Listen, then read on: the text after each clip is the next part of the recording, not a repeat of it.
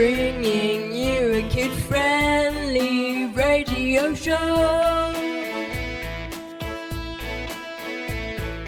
Every Saturday afternoon on YouTube. Broadcasting live at 1 o'clock. Broadcasting live at 1 o'clock. Hello and welcome to our first Brit Kids show with me, Ethan. Hello and welcome to episode 5 of the Brit Kids show with me, Ethan. Hello and welcome to the 10th episode special of the Brit Kids show with me, Ethan. Hello and welcome to episode 15 of the Brit Kids show with me, Ethan. Hello and welcome to the 20th episode of the Brit Kids show with me, Ethan. Hello and happy new year and welcome to the New Year's special of the Brit Kids show, episode 25. Hello and welcome to episode 30 of the Brit Kids show with me, Ethan. Yes, it is not only our 30th episode today, it is our Easter special. Yes, coming up on today's show, an amazing interview with viral singing family, the Marsh family, an Easter edition to Head to Head, the best guess, and my top Easter film in the weekly watch list. So yes, it is our 30th episode today. Isn't that just amazing? Hopefully you've liked the little of different intro from episode 1, episode 5, episode 10, episode 15, episode 20, episode 25 and episode 30. I'm very excited in what's going to come for the next 10, 20 or even the next 30 episodes. It's just incredible that I've been doing this for 30 episodes, and we're even coming up on the anniversary of the first show in about 2 months in May. So I just wanted to say a massive thank you to you watching. If you've been watching right from the start, or if you've just started watching me, thank you. I couldn't really do it without you. So yes, it is finally the Easter holidays. It just feels like that we went back and then we're off again for 2 weeks. So this is the Easter special because it's the last show before Easter. Also, me and my mum, in the last 2 weeks, me and my mum did a small bake sale outside of our house and raised £53, I think, for comic relief. So that was really all that I did in the last in the past 2 weeks. So that was fun, and I'm really looking forward to have an Easter break, celebrating it with my family and having 2 weeks off to refresh and relax. So, episode 7 of Random Minecraft came out on my game channel on Monday. So, if you want to check that out, the link is in the description down below. Also, my second GeoGuessr video came out on last Thursday, and I played a northeast map. Let me tell you, I was still as bad as I was with the UK map. I know, sorry. So if you want to check that out, the links are in the description down below. And episode 8 of Random Minecraft will come out on the 5th of April on at 4 o'clock on my gaming channel. So if you don't want to miss that, check out my gaming channel in the link down in the description down below. And that has actually, my gaming channel has hit 20 subscribers, so I do want to say a massive thank you for that, because that's my goal ever since I launched that channel. So now it is time for probably the biggest interview that I've done with the most famous people, I think. Yes, they became viral from their lockdown version of One Day More, and recently starred in front of millions of people in front of the nation on comic relief. Here is part 1 of my interview with the Marsh family. So let's welcome viral singing family, which first came to fame in the first lockdown with their lockdown parody of One Day More, and went on to sing in front of the nation on Comic Relief. Yes, it's the Marsh family. How are you guys doing today? We're good, thank you. Yeah, it's been a long week, but we're all still in one piece and it's Friday, so that's good. Yes, it is. So why did you decide to do the first song in the first place? The first song we did that kind of grabbed people's attention wasn't the first song we'd actually done. I mean, to be honest, we've always done these songs, even when the children were really small. We used to do little versions of songs that we would send to grandparents and just for our friends and family. And the only difference really in that first lockdown was that we decided to send it a little bit further afield because it was various friends' birthdays and we knew we weren't going to see them. And it, overnight kind of got out of control. We woke up in the morning and a few 100,000 people had suddenly seen it, and we had literally become viral overnight. So it wasn't our first song, but it really was our first experience of this kind of viral craziness. Oh, so it took off like straight away?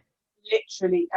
So my husband Ben should have been in America, and his trip was cancelled because of the first lockdown. So we put that song out on the Sunday night at about 10 o'clock at night, and a few of his colleagues in America saw it and began to sort of send it round. We went to bed, and when we woke up in the morning, it was already at a couple of 100,000. And wow. It was an overnight thing, which was completely unexpected. I mean, we had nothing. We had no YouTube. We had no anything. We just had a Facebook post and a lot of interest. So who came up with the first idea to do One Day More? Originally it's always been our dad that kind of writes the lyrics and kind of changes the lyrics, but we've always sang songs, so there's always songs that we're singing at one time, and it just depends to which one our dad can really fit lyrics to, and that's the one that we normally go with. He'd had an idea to do One Day More quite a long time ago, but there was a big standoff between Thomas and Alfie because neither one of them wanted to sing Marius, the love interest. So it was dropped up until that first week and a half, I think, of lockdown, when we were all at home. And Ben suddenly said, actually, we could do this differently. We could do it like this. And then Thomas said, yeah, all right, I'll sing it.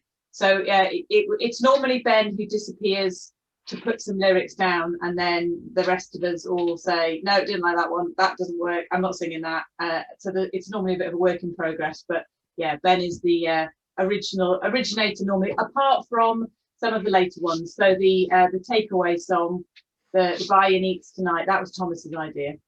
So it's not all from Ben, but yeah, they often originate with him. So as you said, Thomas didn't really want to do it, so was there any others that didn't really want to do it, or? It wasn't that he didn't want to do it, it was he didn't want to sing a particular character. Okay. So similarly, I think with the Totally Fixed Where You Are song, the lyric that Thomas did end up singing, I think rather well, about sitting in his dressing gown, Ella refused. She was not going to sing about farts, so she got sitting in pajamas making catty remarks. That was her alternate line. So yeah, there's normally quite a lot of toing and froing because we try, whether we succeed or not, we try and err on the side of not cringe. That's what the kids normally are going for, like, can we do this without really toe curling, making ourselves feel awful? So the children are very good radars at that normally. So what does the process involve to produce a song, and how long does it take?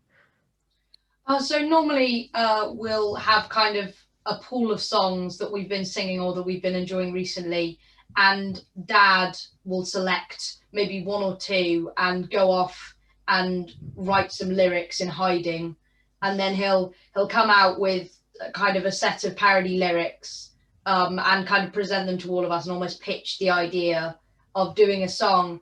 And maybe 1 in 3 times we'll say, yeah, we like that sounds like a good song to do. And then so we practice. It normally takes us probably, I would say, about a week. Depends. I think if you're playing instruments, it can take a while. Obviously lockdown was much more concentrated. I would say with things like the Buy and Eats Tonight and Goodbye Pandemic Road, those only probably took us a couple of days, 2 or 3 days. We maybe did 3 or 4 rehearsal times with those. Totally Fixed Where You Are, maybe 3 or 4. We did a couple of sing-throughs over a weekend and then recorded it on a Tuesday night. But some of the bigger ones Under Pressure took longer because that was Christmas time. So yeah, if we're trying, if there's ambitions to record instruments rather than use a backing track, then it takes a bit longer. But yeah, we tend to find if they're going to work, they work quite fast. Yeah. It's like, how long does it take to like practice the song and get it out and recorded? If we are practicing it, we don't ever sort of sit down and say we're rehearsing. It's normally at the end of dinner or lunchtime on a weekend, and we'll try and sing through it. Ben will say, Ella, can you sing this line? Does that fit with your voice? We'll probably have a couple of sing-throughs. It's off and on in the car. If we go anywhere, dog walks or whatever, we'll sing it then. And then in terms of recording, we stick a camera up and start a sing through. We never normally do more than like 4 goes through, because then you lose Tess. Tess is the radar for like, is this going to work? If her tolerance has gone, then there's no point. But the reason most of our songs go out really late at night is that we record them after the kids are sort of had dinner and ready for bed, and that kind of gives them an incentive to keep going because they get to stay up later. And then once they're recorded, Ben will take them in, add the subtitles to them, which became a thing that we did with the first song, and has happened ever since. Yeah, so from record to out, normally a couple of hours, really. So I saw your bloopers that you released a couple of days ago, and I was watching it with my parents and also, and they said, "Oh yeah, they'll probably do." I can see they film it on a night. Yeah, and it's normally an evening, yeah. And it seems like your dog was the star of the show. Yeah, he regularly appears. He's not you can't determine when he's going to appear, but when he decides he's going to be a part of it, yeah, he likes to be in on it. He likes to sing along. He's always sung along to practice. He particularly likes the cornet Ella plays and clarinet. But yeah, if we all sort of gather to start singing, he sits down as if to say, right, I'm ready. And that's often a problem because sometimes you want the howl and sometimes you really don't. Okay, so what was your worst mistake that you each made? Ooh.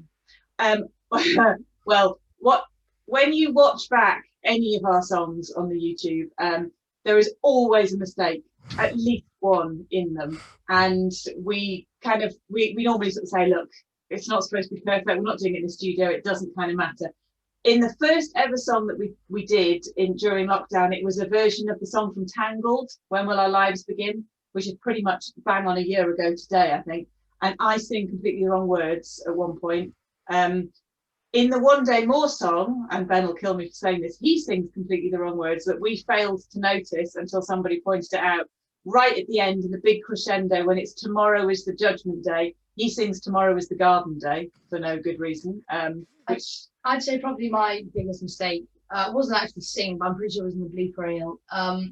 We were doing kind of after a take message. I think it was for the A Million Dreams. We did after that, and I've never been great at kind of send off messages or kind of an off message to say congratulations. So I tend to forget what I'm saying, as is the case certainly with that. So that would probably be my worst mistake. And there was a couple of there's a couple in there. The Moana song that we did that Tess just doesn't sing a line, just doesn't bother. But most of the time, the mistakes come from people just, thankfully, in our first and only live show, which we did last Friday, we didn't have any of those mistakes, which is possibly the first time we've ever managed to sing through and not have it, which was probably the time to do it. But yeah, it's very rare to not look at a song and go, oh, I wish I hadn't, or why did I do that, or why didn't I sing that line? So yeah, it's regular, but I think that's probably why people like some of them. Some people like the arguments more than they like the songs, to be honest. Yeah, so it seems like Ben and does the arranging and editing of the songs, and he's kind of like the musical director. I can see, but who's kind of like the boss that's like pushing you to do it and rehearsing things?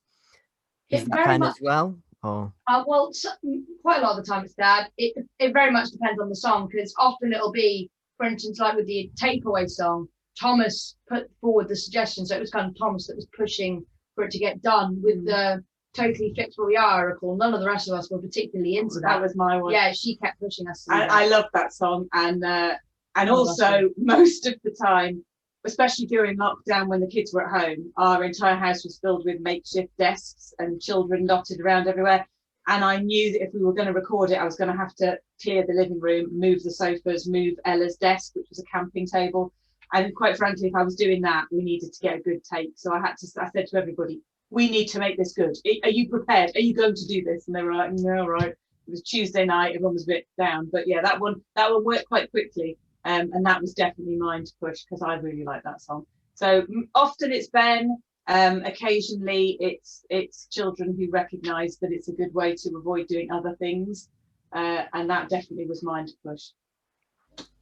so when you hear your dad doing a new song, what do you think? Are you like excited, or do you think like, here we go again?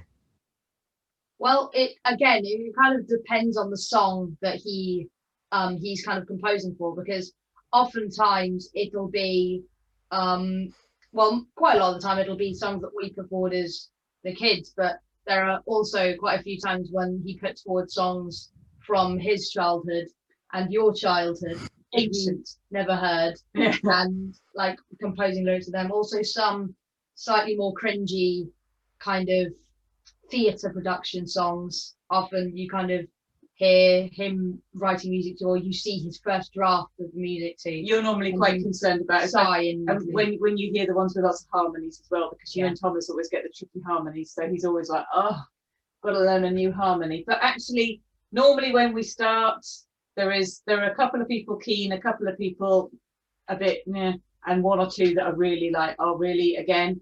It's never the same people each time, which I think is why the dynamic works. There's always a couple of people who are really up for it. And if you can get everybody kind of on board, then once we start singing, it normally kind of lifts everybody's mood. Everybody kind of enjoys it. And we always can tell when it's worked. There's normally a kind of, right, that was it. That was a good one. We'll go with that. So, yeah, I think if we didn't all have an enjoyment of it, we wouldn't have managed to sustain it for this long.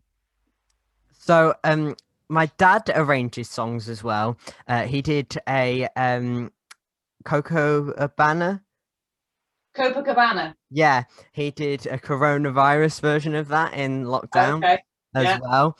And I always know, like, when my dad's arranging a new song, he's recently just wrote a song. It always gets stuck in my head, and I sing it for weeks and weeks. So do you have the same thing? Yeah, I think actually the song that got stuck in my head the most was one that we didn't end up, me and the boys weren't on, partly because I managed to accidentally scalp Thomas while I was trying to cut his hair one Sunday night. But Ben and the girls sang a song to the Leonard Cohen song Hallelujah, which was Have the New Jab.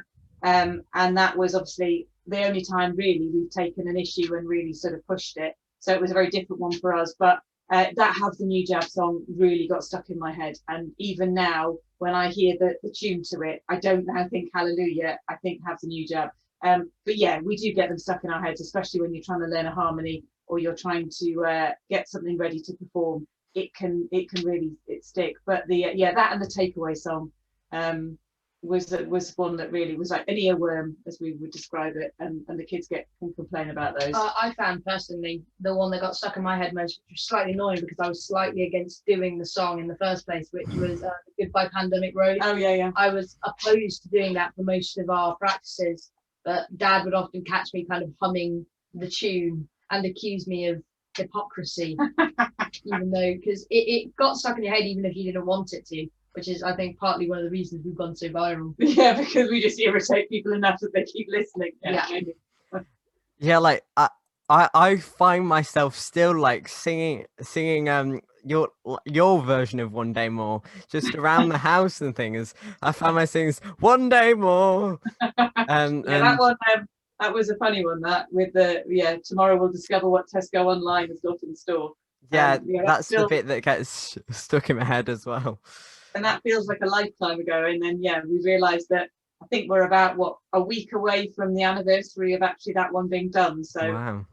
thankfully, I think we didn't know then that we would still be here now. I think that would have been psychologically quite hard to deal with, but in terms of having done it, yeah, no regrets. It's definitely occupied our time over this very strange year. So, why did you decide to do a song very frequently? You nearly do it every single week on your YouTube channel. I think, well, we didn't have a YouTube channel when we first went viral. And actually, after the 2 weeks of craziness after One Day More, we did have a discussion about whether we wanted to do anything more and whether we just wanted to disappear into anonymity and obscurity.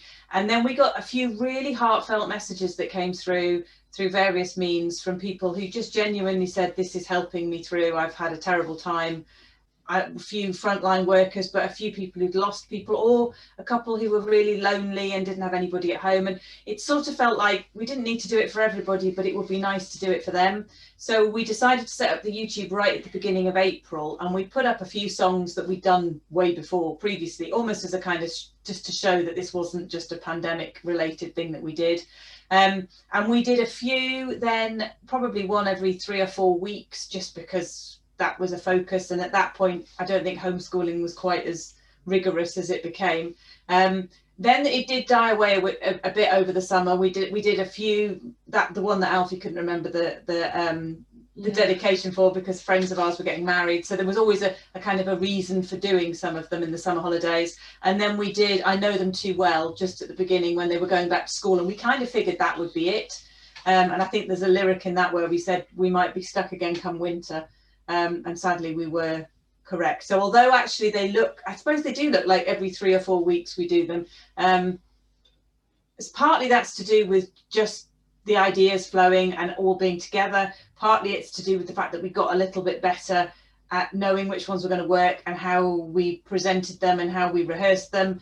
And partly, it just became a thing that was a nice thing to focus on, that wasn't about homeschool and it wasn't about day-to-day grind. It was just, let's think of a song to do. This might be a nice idea. So yeah, we have been, we obviously haven't done one for the past couple of weeks. We were focusing on the comic relief production. And then we're coming up to Easter, so there's a bit more of a window, so maybe to do a couple more. It's funny because obviously with Britain now, hopefully, we're beginning to move out of this really tight period of lockdown. But messages that we're getting from places like Germany, which are still in quite a heavy lockdown, make you realise that it's not, you can't really sing a song like, yes, we're free, it's all wonderful, because clearly at different parts of the world at different moments, that's very different experience. So yeah, I think there's still some more songs potentially to be done. We shall see.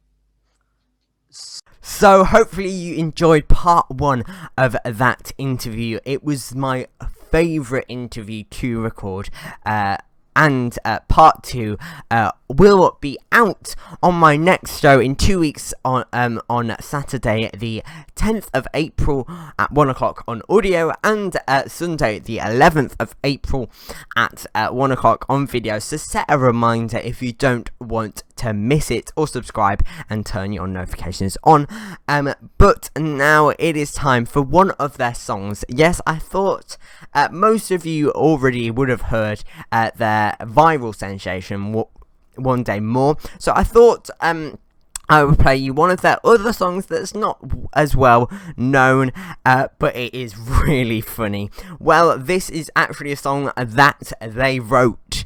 Here is We're Not Singing Sea Shanties by the Marsh family.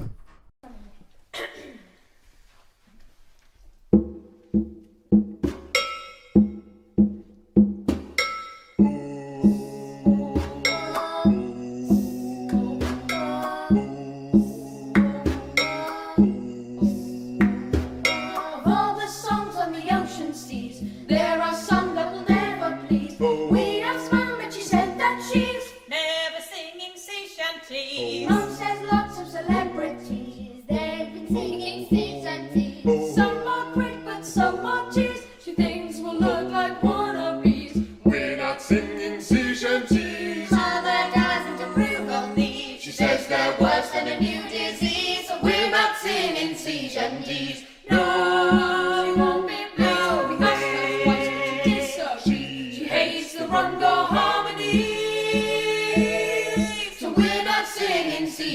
shanties.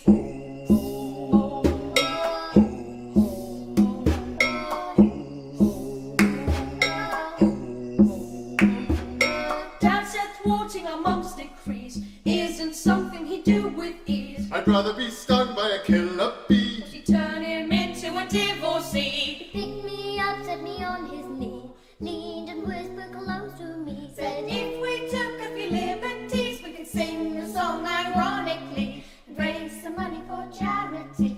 Raise some money for charity. Oh, we're not singing sea shanties. Mother doesn't approve of these. She says they're worse than a new disease. So we're not singing sea shanties. No, Mum, she won't be pleased. We asked her twice, but she disagreed. She hates the rungo harmony. So we're not singing sea shanties.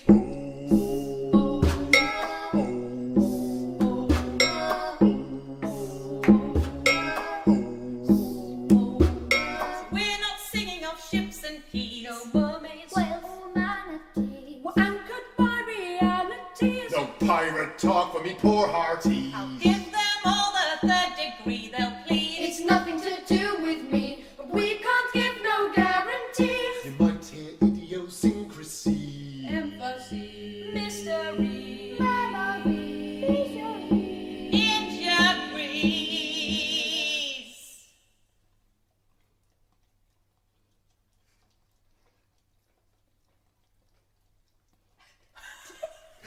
We're not singing sea shanties. Mother doesn't approve of these. She says they're worse than a new disease. And we're not singing sea shanties. No, she won't be blue. We asked her twice, but she disagreed. She hates the rungo harmony.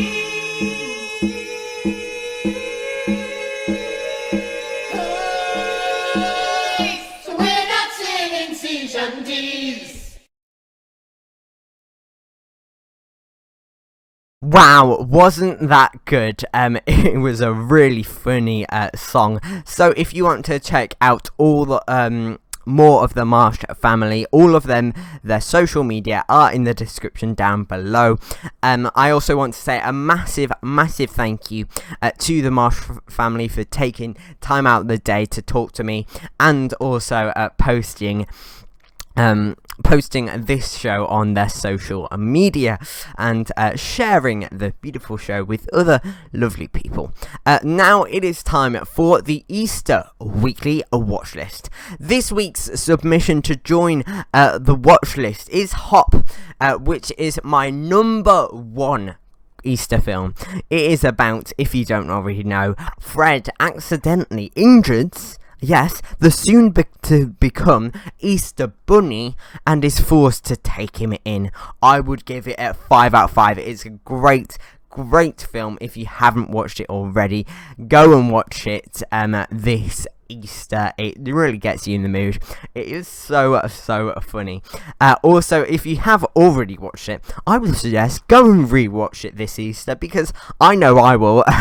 So it is available on Amazon Prime and Now TV. So if you want to check it out, the link is in the description down below.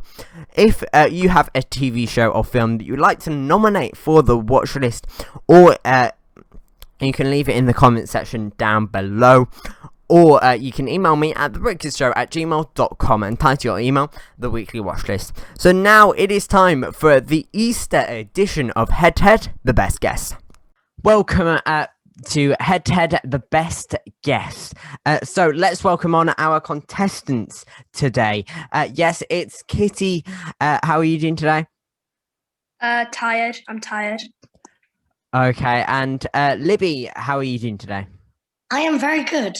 Okay, good. So the rules are, there are two people going head to head. They have to guess what the photo is. There are 10 photos. I will tell you the answer after each question. The person with the most questions right will win. Okay, so this week's topic is Easter eggs. Okay, so let's get started. Okay. What Easter egg is this? Tell me when you are done. I'm not really sure, so Are you gonna skip?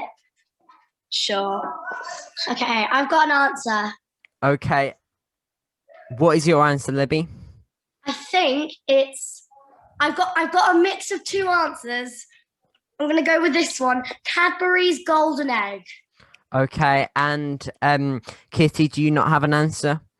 No. Okay, so it was Milky Bar. Milky Bar. That was Okay, either of my answer. so which Easter egg is this? Okay. We've got answers. Okay, so could you just turn your camera on for this bit and then show your answers to the camera? I'll turn the screen around. Where's the... Mine was mini egg. That's mine as well. Oh. Okay, so you've both got mini egg. You are correct. It is mini eggs. So you are drawing at the moment. Okay, so what Easter egg is this? Oh, I know. I know this one. Yeah. No. Okay. Okay, we're ready. So show your answers to the camera now. Crunchy. I need to... Yeah, I got crunchy too. We both got crunchy. I'm orange. You are correct. It is Yeah. crunchy. Okay, so what Easter egg is this? I haven't the foggiest idea. So do you both have an answer? Yeah, I do, No. but I'm not sure if it's right. Okay, so Libby, what is your answer? The company Lind, like Lidt. Lint. Do you not have an answer, Kitty? No. Okay, so it is Smarties. How did I not get that? So you are still drawing. Okay. What Easter egg is this? I think I know. Oh. So show your answers to the camera now. Maltesers. Maltesers. Okay. You are incorrect. It's actually celebrations. Celebrations. Yes. Okay. So next question. What Easter egg is? Oh, I know this one. I think. Yeah. So do you have your answer? Nearly. Yeah. Show I your got it. answers to the camera now. Cream egg. Okay. So you've both got cream egg. Yeah. It is incorrect. It's actually dairy milk. Cadbury. You got the cream. Okay. So what Easter egg Know is it. Oh, I know this? Yeah.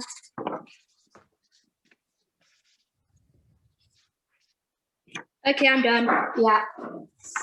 Okay. else So get show your English? answers to the camera now. Chocolate orange. Oh. Why are we getting the same answers? Clever minds think alike. Yes, you are correct with chocolate orange. Okay. So Gary. what Easter egg is this? I want to see as well. The spring. I can see two different chocolates on there. Okay, I think I know what this is. Oh, what is it called? What's it called? I can see two different chocolates on there. Yeah. There's... Do you have your answer? Yes. Both of you? Yeah, Heroes. Okay. What was your answer, Libby? heroes. You are both correct with heroes. Okay. So what Easter egg is this? I think I have it. Okay. Yeah. Okay. Show your answers to the camera now. Rolos. That's probably it. I got cream egg. Okay. It is Rolo. Yeah! So, Libby has got one more point than Kitty. Okay. So, what Easter egg is this? Know it. I have it. Same. Okay. Show your answers to the camera now. Kit Kat. Okay. You It's me. are both correct. It is Kit Kat Chunky. Okay. So, Neither do I actually. Libby is still winning with 1 point lead. Oh, so that was the Right, last you win. question. So the winner is Libby. Well done. How do you feel? I feel amazing. Okay, Kitty, well done. You were just one behind point, but sadly, Libby just got the 1 point up on you. I think that was one of the closest games that we have done. So thank you for being here today. Okay, bye. Bye. So well done to Libby for winning the Easter head-to-head the best guess. So if you want the chance to come on head-to-head the best guess, you can email me at thebritkidshow@gmail.com. Sadly, that is all we have time for in today's episode. We will be back on the 10th of April on audio and the 11th of April on video with the second part of my interview with the Marsh family, yet another weekly watch list, and another edition of our new game, Head to Head the Best Guess. Please share this video with your friends and family, comment, like, listen to last week's episode if you haven't already listened to this show until the end, email me and subscribe because we are trying to get to 100 subscribers, which would mean the world to me, or follow, favorite, or review, or whatever you're listening platform does. It really does help out. In the meantime, if you have any suggestions to make the show better, or about the Brit Kids gaming show, or if you want to talk on the show, or if you have a TV show or film that you'd like to nominate for the watch list, or if you want the chance to compete in head-to-head the best guess, comment below, voice message me on Anchor, or email me at thebritkidshow@gmail.com. So that is all we have time for this week. We will be back on the 10th of April on audio and the 11th of April on video. But for now, goodbye. Happy Easter. Happy Easter. Hi, happy Easter. Happy Easter. Happy Easter!